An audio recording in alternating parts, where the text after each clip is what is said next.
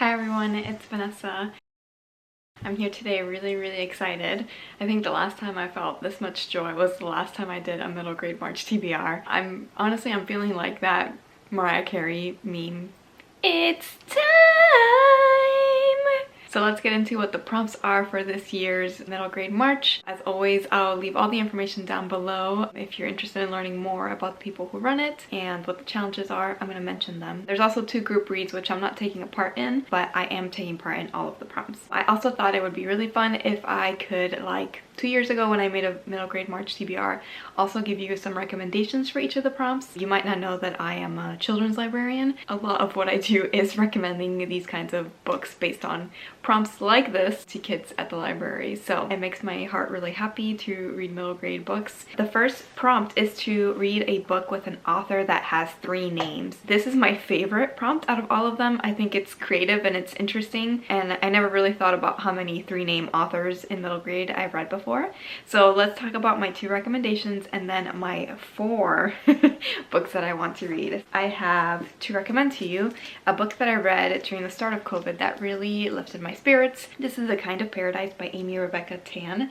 This is a book about a girl who's kind of having a hard time. She gets in trouble, and during a summer she has to volunteer at the library to kind of make up for something that she did at school. Working at this library, volunteering at this library really opens up her world and makes her see how like giving back and being a part of a community third place environment is really helpful for her. And so I would recommend this to anybody who loves realistic middle grade stories. That's a lot of what you're going to hear about here because that's what I like to read. And people who just like books about community, who like coming of age books to see how a character changes from beginning to end. If you're a library lover, a book lover in general, I think that you would really enjoy this. The title, A Kind of Paradise, is a quote. I have always imagined that paradise will be a kind of library. Jorge Luis Borges. I would also recommend for another 3-name author, Sisterhood of Sleuths by Jennifer Chambliss Bertman. This is a book for mystery readers. I really like this because it took inspiration from Nancy Drew, and growing up I really was into Nancy Drew.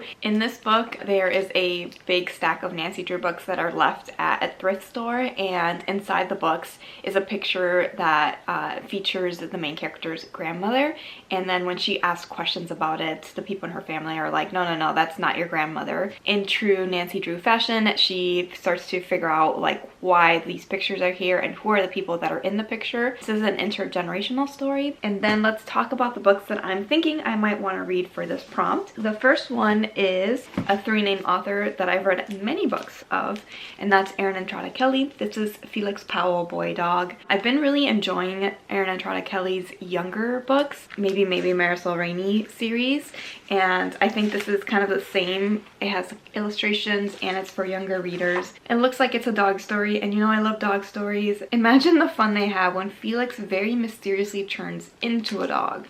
So he turns into a dog and starts hanging out with his own dog. That sounds really adorable. I also have The Year We Fell from Space by Amy Serig King. I've heard a lot of things about this book through the years. Amy Serig King in general, I think, writes books that are a little bit more gritty or tough. This seems like a big family story. It says her dad moved out and they haven't talked to him since. Her mom is happy that he's gone, and people around her thinks that she shouldn't be happy, and her sister is kind of stuck in the house and doesn't want to get out, and says Liberty's whole world is spinning out of orbit. Can she map a new life for herself and her family before they fall too far? Another one that I want to try, that I'm on hold for and waiting for, is It's All or Nothing Ballet, and this is by Andrea Beatriz Aranjo. This is by the same person who wrote Ivelisse Explains It All, which I read and really enjoyed. Typically they write novels in verse. Yeah, this one is also a novel in verse, and it says, after a life-changing accident, one girl finds her way back to her life's passion, and it deals with fencing as a sport. That's like a big trend in middle grade, is a lot of like injuries in sports and like kind of overcoming, adapting to your new situation. The last one I have, which I'm not sure is going to arrive for me in time. It's not published until March 11th. I am on hold for it, and that is Last Chance Academy by Debbie Michiko Florence. This book is called A Study in Secrets. Only Murders in the Building meets Escape from Mr. Limoncello's library in this action-packed novel about a girl pulled into a mysterious treasure hunt at her new boarding school.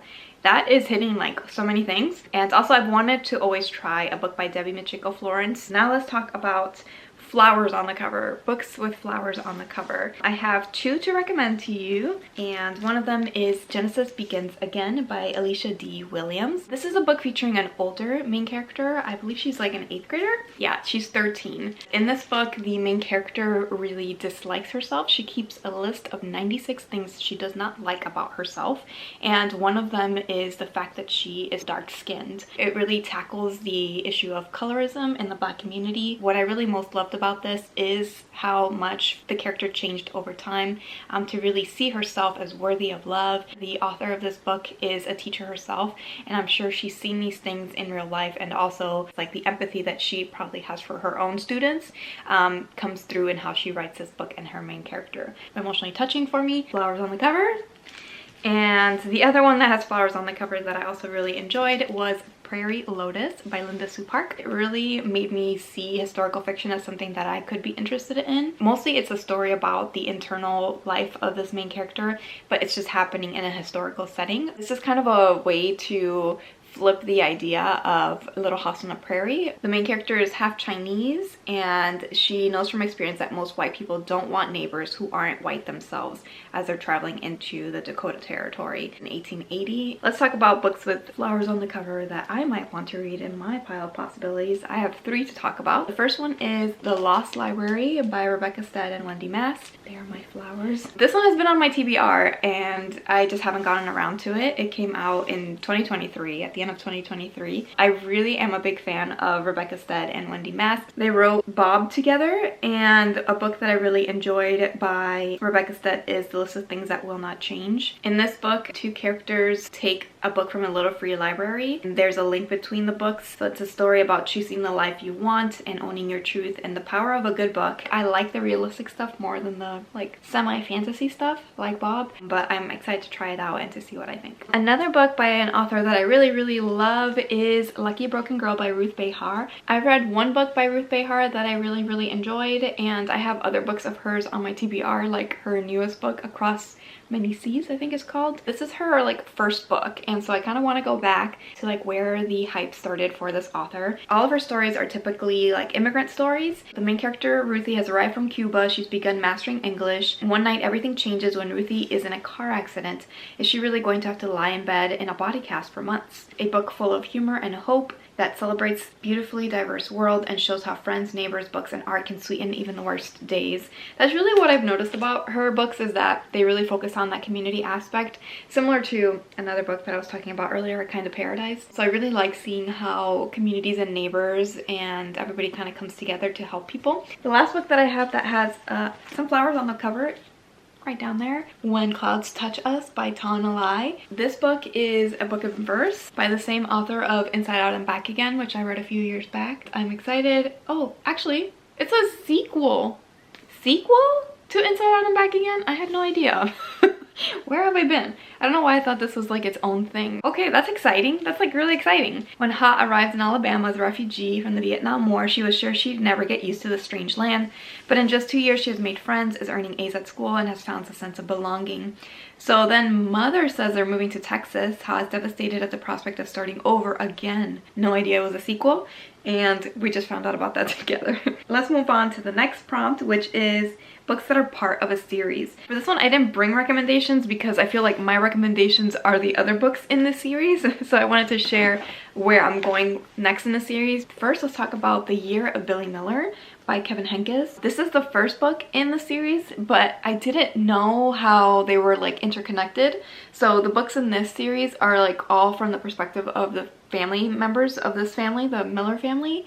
And I read the book that featured his little sister this past year that I loved. And so this is actually the first book and where it all started. So that's why I wanted to go back and read this book. I just really loved the narration style and the way that the storytelling came through. It just felt like Judy Blume or like Beverly Cleary. That's kind of like the feelings that I got from the writing.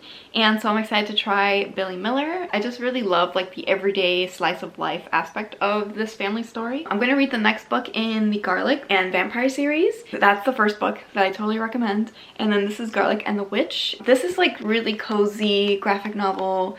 Everything is really nature focused. They're all like plants and vegetables. If you want like something that totally uplifts you about the world and just people coming together and helping each other out, the series is really, really darling. And then the last book that I want to read for being part of a series I don't have with me, I do have on Libby. The series is Best Friends Dog Tales by McCall Hoyle. And the next book that I haven't gotten to is Millie. It says Millie is a feisty border terrier who lives on the streets and has a keen sense for finding scraps for food. She protects herself, which by many is perceived with aggression, by barking and snarling, when really she's just plain scared. So I think this is going to be more like a rescue situation. The first one was like a retired bomb sniffing dog getting a new family, and then the second book in the series, Just Gus, was a therapy dog. So this one looks like a rescue dog. It's an empathy building novel for young readers who love dogs and is a tender portrayal of the importance of emotional safety and what it means to truly belong.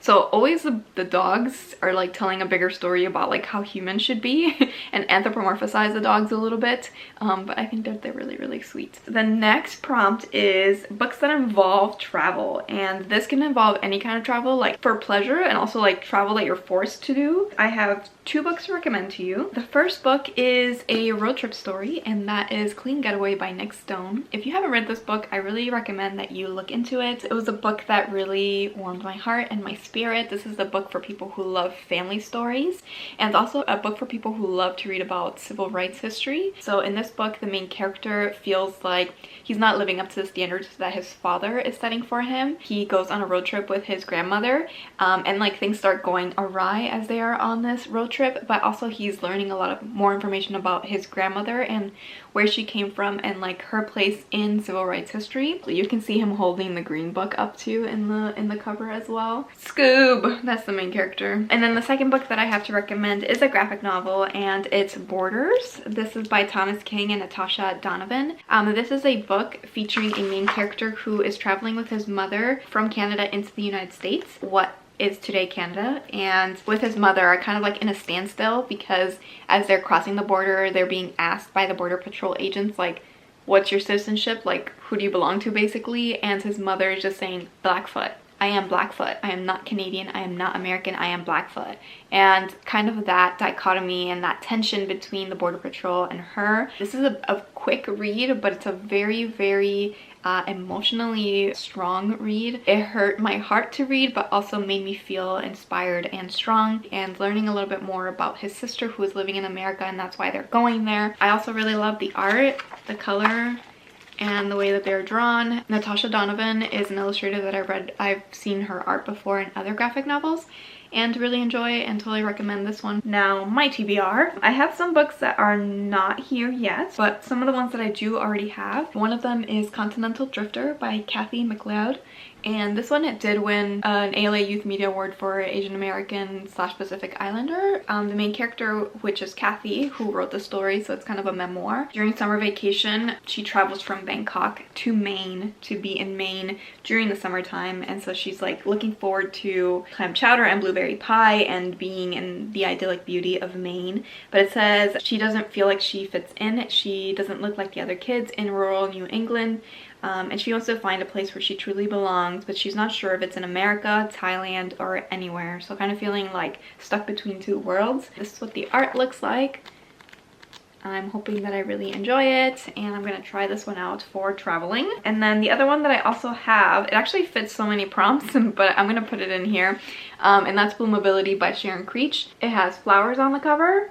It is about travel, because she goes to Switzerland, and it's also published in the 1900s. I haven't read this Sharon Creech, and I'm excited to try it out. From what I've seen, it's like she's forced to go to Switzerland by her aunt and uncle. Yeah, she's kidnapped, basically. She's surrounded by kids from many different cultures, backgrounds, and beliefs. Home and her first life seem so far away. Can she adapt to a new country, a new home, and new friends? Or will it just be easier to close herself off, just survive, and never realize all the bloom abilities that are possible? Sounds really adorable. I wonder if it's like darker. I'm not sure with like the whole taking you out against your will to another country, if that's gonna make it a little bit darker. Not sure. And then let's talk about two graphic novels that I do not have with me. One is a graphic novel, one is a graphic memoir. One that I'm certain is gonna come because I'm next in line is Lunar Boy. This is another one that won an award for the ALA Youth Media Awards this past like a month or two ago. Lunar Boy is a must-have, heartwarming coming-of-age graphic novel about a young boy from the moon who discovers a home in the most unlikely places. And then the other one that I'm less certain that is going to come my way, but it might, is Uprooted. And this is a memoir about what happens when your family moves back by Ruth Chan. Perfect for fans of New Kid and A First Time for Everything, two books that I've read, about being uprooted when she moves to Hong Kong, a place where her family fits in, but for her, it's nothing like home. So she's from Toronto. And then last but not least, the last prompt is books written in the 1900s. My recommendation to you is by the same author of Bloomability, Walk Two Moons by Sharon Creech. I really enjoyed this book. Again, another family story and also a road trip story, so could fit for that one too. The main character in the story really felt like a real girl. I related to her story and her experience and how she viewed the world, like the humor that came out and like the silliness of being girls. I also really enjoyed the grandparents and their kind of quirky and kooky and like fun to be around, and it is like still a touching story trying to find her mother. Let's talk about my TBR, the things that I'm interested in. I think I want to try Frindle by Andrew Clements. I read The Losers Club by him and really enjoyed it. That's like one of his newer books, and this one is old school, like again 90s I believe. It's a book really about creativity and the power of words. The pen that he's holding helps him invent new words. Another book I have is Emily of New Moon by Ellen Montgomery. I really enjoyed Anne of Green Gables when I read it many years back, and this is the first in the Emily books. Again, it's not something where I like want to read every single book in the series, but once in a while I want to be lost in these kinds of worlds that are just more rural and quiet and contemplative and really focused on emotion and nature. Emily never knew what it was like to be lonely until her beloved father died. Yeah, there's always like big death in these kinds of books. And now Emily's an orphan and her mother's snobbish relatives are taking her to live with them at New Moon Farm. So she's stuck with her aunt who is stiff and stern. Emily finds New Moon beautiful and fascinating. With new friends and adventures, Emily might someday think of herself as Emily of New Moon. And then last but not least, a book that I don't have that I have on hold, and I do have the audiobook through Libro FM, is Harriet the Spy. Classic mystery novel from the 60s. Let's talk about the books I have that are not fitting any of these prompts, that are kind of just like, maybe I want to read those. So I have that stack too to show you. I have The Ribbon Skirts by Cameron Mukwa. A 10-year-old kid wants to be wearing a ribbon skirt but is being told that they shouldn't be wearing it because it's for girls. They are two-spirit and non-binary, so they're trying to gather materials to make their own, it looks like, and maybe they'll find a new confidence within themselves along the way. And this is what the art looks like on the inside. Junior High by Tegan and Sarah. This is illustrated by Tilly Walden, which is exciting. Another illustrator that I really enjoy. I didn't have this on my mind to read because I read Tegan and Sarah's memoir and I was like, okay, I think I know enough about their story. But this is written for younger kids, and I've heard from coworkers that it's actually really good. I want to try it out as a result. Tegan and Sarah make different friends and take separate paths to understanding their queerness. For the first time ever, they ask who one sister is without the other, and it's set in the present day. So that's another thing, is like not set in the early 90s. Late 90s. Make a Move, Sunny Park by Jessica Kim. I really enjoyed Stand Up Yummy Chung by this author that I read a few years ago. I haven't picked up another book by them since. I think it's about K-pop. So it's about a 7th grader who loves K-pop and hanging out with her cool grandma, dancing when no one is watching, and being there for Bailey, her best friend since 3rd grade. But then Bailey decides that she and Sunny should audition for the school dance team. Sunny makes the team and Bailey doesn't, and when Sunny reluctantly joins, it's the start of a painful and drawn out parting of ways for the two girls. Oh no. Oh, that's a hard thing to read about. I feel like growing apart as friends in middle school is like such a normal experience, but it's such a hard experience too. And I also have another AJ Sass book. I read AJ Sass book about figure skating and being non-binary. Yeah, Anna on the Edge is what it's called. This one is Just Shy of Ordinary. This is their newest book, came out last year. It's about a non-binary homeschooler, Shy, who's an expert problem solver. They've always been good at researching solutions and figuring everything out on their own. Shay still hasn't been able to logic their way through one thing: picking at the hair on their arms. Maybe it's like trichotillomania, but with each change, more surprises come and Shai begins to realize that no plan is perfect and that sometimes the best way forward is with the help of family and friends. And then the last one I actually don't have with me. Again, I'm waiting on hold because it's coming out. It's either just came out or it's coming out really soon. Renee Watson's new middle grade book, All the Blues in the Sky. I've read a few Renee Watson books, like Piecing Me Together, in some places more than others, and often they're like hard situations that the main characters are going through and then like persevering and finding community. The new book says it explores friendship, loss, and life with grief. It's a novel in verse and vignettes. It's about a 13-year-old who had a best friend that passed away and feels very lost, so she joins a counseling group with other girls who have lost someone close to them. So yeah, that one also sounds like it's going to be really touching and profound. Those are all of the books, and that was a lot of talking. I hope that you got some recommendations out of this video, or if you saw my TBR, maybe those are also recommendations too. I'll let you know what I think about them when I finally get to them. I'm really excited for middle grade March. I'm like pumped, and I'll see you in my next video. Bye bye.